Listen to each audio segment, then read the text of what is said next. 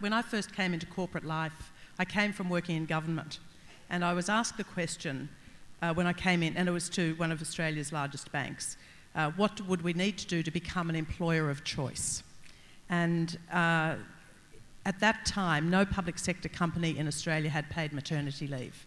And so I said, it seemed obvious to me, we had lots of female employees, we should do paid maternity leave. And when I first argued it, I argued it on the basis of fairness and equity, because that was my frame of reference coming out of government.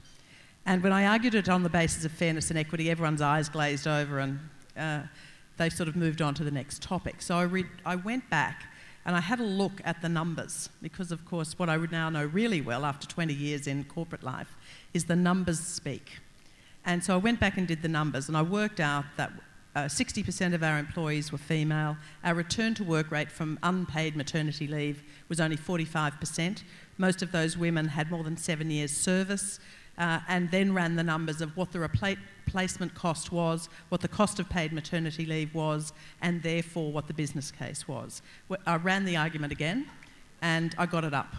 So we were and this is in 1994, so we were the first private corporation in Australia to introduce 12 weeks paid maternity leave, that you could take full-time, part-time, you could add your holidays to it.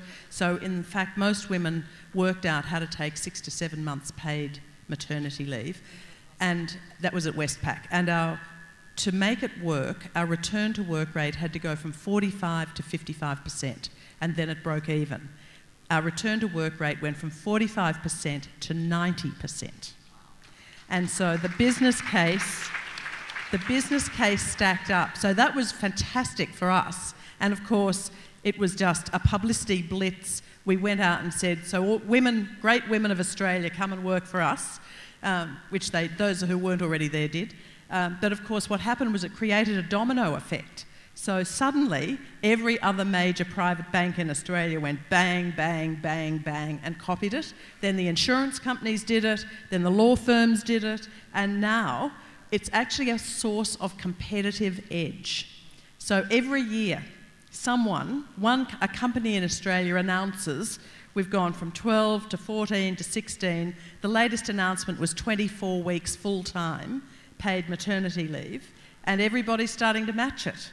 Because now nobody can step out without everybody wanting to come in behind, because women in Australia choose to work for employers who have good policy and practice. And that's become the symbolism of good employment in our market. So